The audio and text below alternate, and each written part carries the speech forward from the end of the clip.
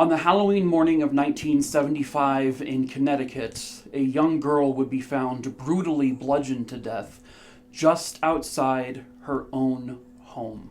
Hello, true crimerers. This is the Halloween case of Martha Moxley. Viewer discretion is advised.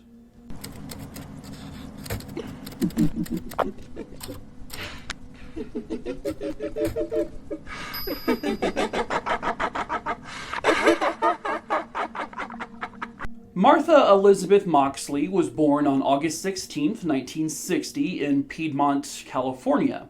But by 1974, her family, which consisted of her parents and her older brother John, would move out to the Belle Haven neighborhood of Greenwich, Connecticut. This was considered like an upper-class neighborhood, so a lot of socialites kind of lived there. A lot of very wealthy families lived in this neighborhood. Her parents, especially her dad, were basically in the in crowd, if you will. And, they were just doing very well for themselves financially. And they were just a well-respected family in general. Her father, John David, had been director of the New York Public Library. He had also been director of the New York City Opera. And he was the chairman of the Board of Trustees for the Manhattanville College. Martha was described as like a really easygoing student. She could really get along with anyone. She made friends really easy. It took absolutely no effort for her to make a new friend, and she liked to be inclusive of everybody. She was a shining star academically. She typically got straight A's. She also played basketball, so she was very athletic. And at one point in school, she was voted as having the best personality. Even when they moved from a whole new state, right, she still was able to make friends like that, and she developed a large group of friends pretty quickly. Martha was not one to ever cause drama. She never got involved in gossip. She was just a really, really good kid. The family where they lived would be just down the street from another very wealthy family, probably not a name you're familiar with, but the Skakel family. The Skakels had a blood connection to the Kennedy family. Yes, the Kennedys. So Rustin Skakel was the brother of Ethel Skakel. And Ethel, well, she was married to Robert F. Kennedy, who was the brother, of course, of John F. Kennedy. And, of course, if you know history, both of those Kennedy men would be assassinated. At any rate, Rustin Skakel would end up marrying Anne, and then the two of them would go on to have 7 kids together. This family, however, was not the Brady Bunch. They were not a family who, I guess, got along all the time. Chronic alcoholism ran through that family, and that included Rustin Skakel, and even some of the children would battle with alcoholism at a very young age. They were also considered a very devout and also very strict Catholic family, and they had some very scathing looks at like sexual intercourse, anything to do with sex. They were like, no. Anne Skakel would end up dying of cancer in 1973, and then this hit Rustin pretty hard. He would eventually become more of an alcoholic. He would become a recluse, and he essentially neglected his kids.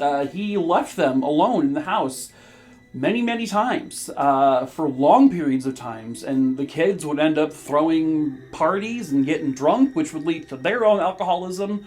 And so yeah, this was like a very dysfunctional family, especially compared to, the Moxley family, who was very well-to-do, very connected, very put together well, and were just happy. But Martha Moxley would end up becoming friends with, in particular, a couple of the Skakel children, Tom and Michael Skakel. At the time of this story, Martha is 15 years old. I believe Michael is also 15 and Tom is 17. So they would hang out often amongst other friends that were in their circle. But it would get to a point where Martha began to feel kind of uncomfortable. She was kind of like, she felt awkward around these two guys, and she actually talked about them in her diary all the time. She never really voiced her issues or concerns about these two guys, but she always wrote about it. So one entry from September 12th, 1975, she wrote, "Dear Diary, me, Jackie, Michael, Tom, Hope, Maureen, and Andra went driving in Tom's car. I was practically sitting on Tom's lap, 'cause I was only steering. He kept putting his hand on my knee, and then he wrapped his arm around me. He kept doing stuff like that." A few weeks later, on October 4th, 1975, she wrote, "Dear Diary, I went to a party with the Skakels, and Tom was being an ass." And then at another point, she wrote this, "Michael was so out of it, he was being a real asshole. He kept telling me that I was leading Tom on. Michael jumps to conclusions. I really have to stop going over there." And her gut feeling, her intuition, was correct. On the night of October 30th, 1975, there in Greenwich, Connecticut, they called this mischief night. So basically they would go around, this was the night before Halloween, they would go around and pull pranks. They would throw, they would TP houses, they would do shaving cream and spray it everywhere. They would just kind of be a bunch of dumbass kids running around the neighborhood, just doing, the typical pranks you would think for Halloween time. That night, Martha Moxley had gone out with some friends, and this included Michael and Tom. They were kind of just sort of there as well. Martha was expected home sometime around 11 p.m., but 11 p.m. came and 11 p.m. went. And then her mother grew concerned pretty quickly when, she realized Martha wasn't home. So she did a cursory check kind of around the house, around the neighborhood, and she just couldn't find Martha. She was knocking on neighbors' doors, has Martha been here? No. So then she started calling other neighbors to see if they had seen Martha, but no one said they saw her. And then the following morning, obviously panic is setting in because they haven't found her yet. One of Martha's friends would go to the house and tell Martha's mom. The friend would say, "I saw Martha last night with Tom Skakel sometime around 9:30 p.m. So the Moxley house was just 150 yards from the Skakel home. So it's something you can easily walk in no time. So Martha's mom went to the Skakel house. She knocked on the door. Michael answered. He said he had not seen Martha at all since 9-ish last night. And that was about it. That's all she got out of Michael.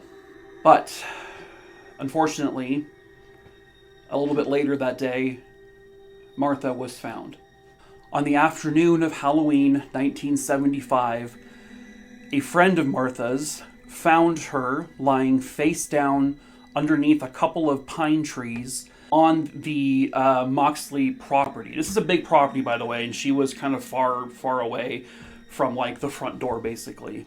But Martha was deceased. The 15-year-old girl had obviously been very, very badly beaten and bludgeoned to death. Lying next to her was a golf club, a metal golf club that was broken in pieces. She was struck so hard with so much force that this golf club literally broke apart and it created sharp edges. So Martha was also stabbed in the neck with one of the sharp ends of the golf club.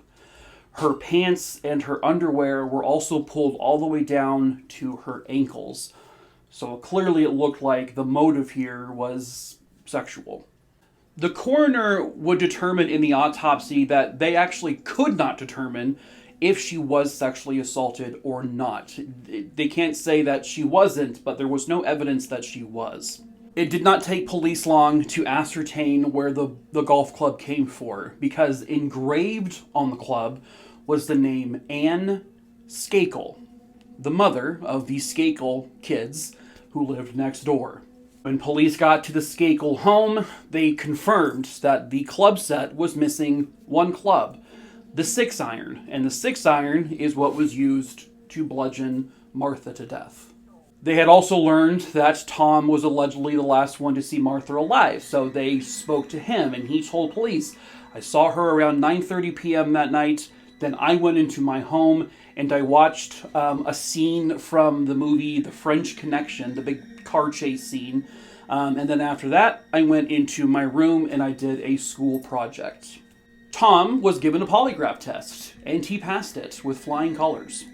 He did also technically have an alibi for at least part of that, what he said he did, because living at the house with the Skakels was a 23-year-old live-in tutor named Kenneth Littleton.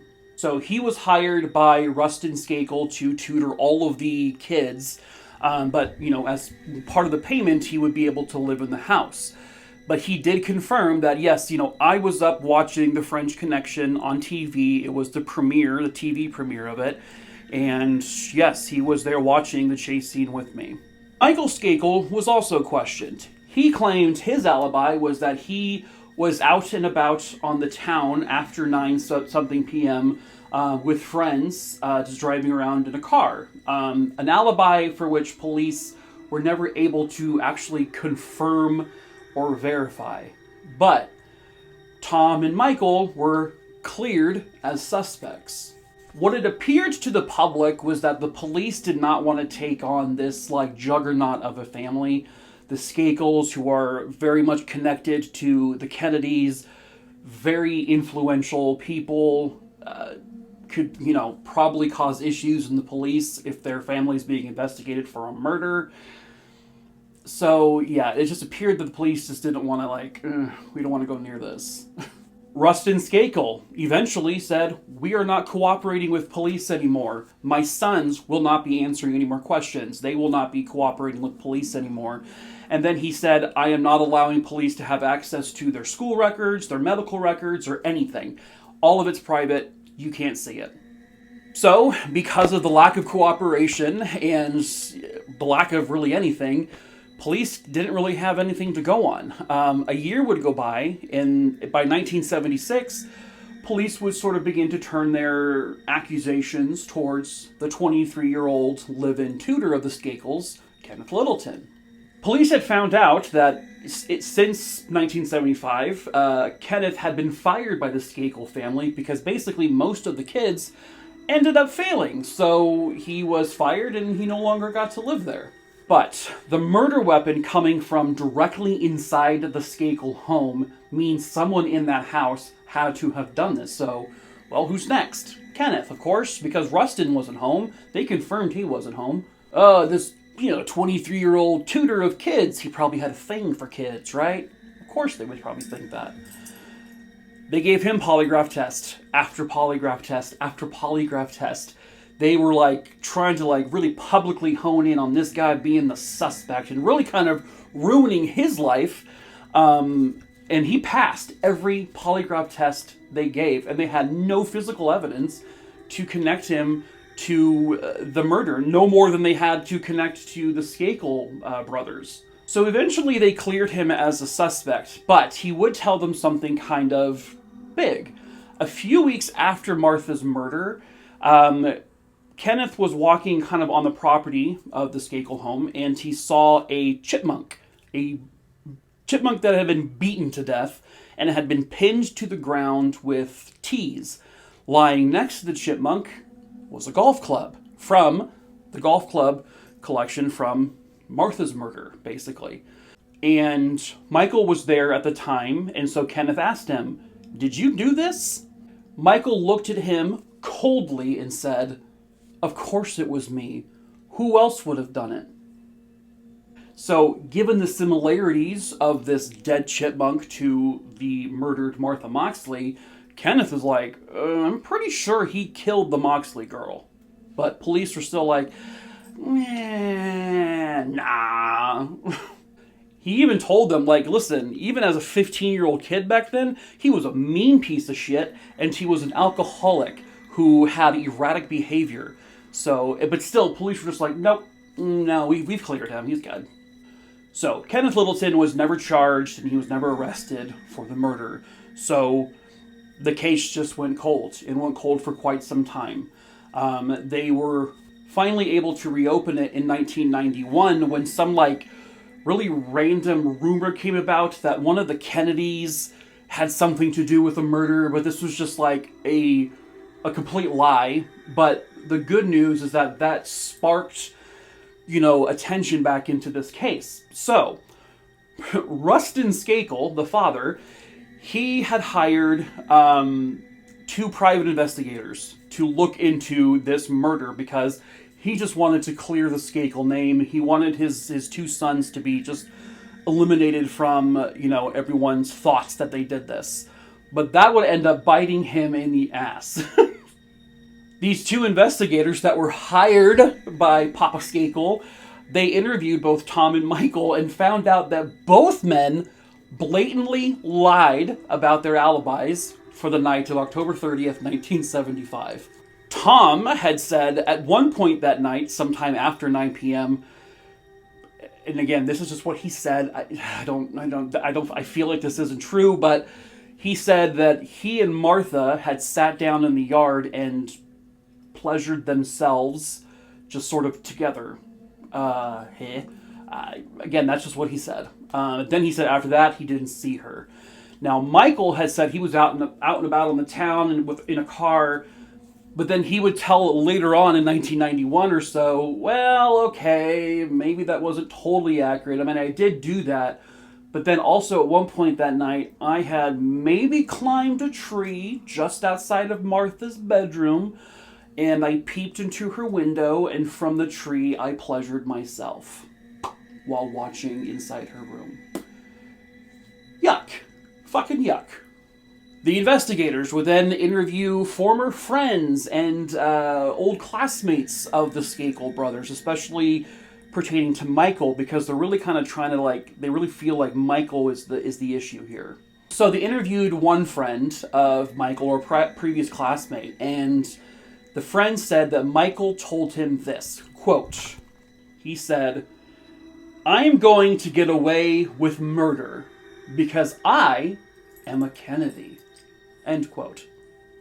This witness also would go on to say that Michael said this, quote, "I made advances towards Martha that night, but she would not comply.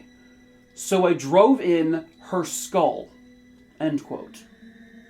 In 1997, Michael Skakel recorded some stories that he was going to give to an author who was writing an autobiography for Michael Skakel. And on one of these tapes, Michael can be heard saying this, quote, "The night of Moxley's murder, I was drunk, and I was high on marijuana, and I was sexually aroused," end quote. And also, gross. So, by 2000, Michael Skakel would be arrested and charged with the murder of Martha Moxley. He had access to the murder weapon. It was in his home. He was infatuated with Martha. Martha rejected him. Martha was uncomfortable around him. He implicated himself on audio of committing the crime. He had confessed to multiple people that he killed her. He lied about where he was that night. He lied about seeing Martha after 9 p.m. that night. So he would go to trial. And on June 7th, 2002, Michael Skakel was found guilty of the murder of Martha Moxley, and he was sentenced to just 20 years in prison. Many people, including the higher echelon of people, believed then and still believe that Michael is completely innocent, that the entire Skakel family is innocent in all of this. Are they? In 2013, Michael Skakel successfully won an appeal, and his conviction was overturned completely. This was because he got inadequate representation by his defense counsel during trial. But then, in 2016, the state Supreme Court would overturn his overturned conviction, so he was going back. But in 2018, that same court would reverse the reversal, and he was free again. As of this video, October of 2022, Michael Skakel is still free. He is not charged with any crime. And at this point, the prosecution has not decided not to prosecute him again. Most of the witnesses, or a lot of them, are now deceased because, they were old. And the world seems to be against them in general. So the Moxley family believes, and I completely agree, that Michael Skakel killed Martha. I mean, obviously. If it wasn't Michael, it was Tom. It was like one of those two. There's just no question. Like, it seems ridiculous that he's still out there. The Moxley family, and I agree with this too, believes that because of the Skakels' powerful connections, especially within politics, is the sole reason why their daughter's killer is roaming free. And that's 100% correct. It's because of who they know and how much money they had, and you get to walk away from murder, I guess. It's just frustrating because the people who are supposed to care about this 15-year-old girl getting justice doesn't seem to care anymore. They're just like, well, we've lost. They're too powerful. We can't beat them. On to the next, And I know it's a long, long time ago, but I don't care how long ago it was. She deserves her justice. The man served almost no time in prison for a brutal murder. And who knows, he may have sexually assaulted her, but there was no proof of it. But, sorry, this stuff makes me angry so much. But that is it for this case, folks. I know this was actually a shorter video than I've been doing recently, but I got to mix in a couple short ones. So yeah, if you want to see shorter form cases from me, you can head on over to TikTok, where I have well over 2,000 videos. Most of them are true crime cases.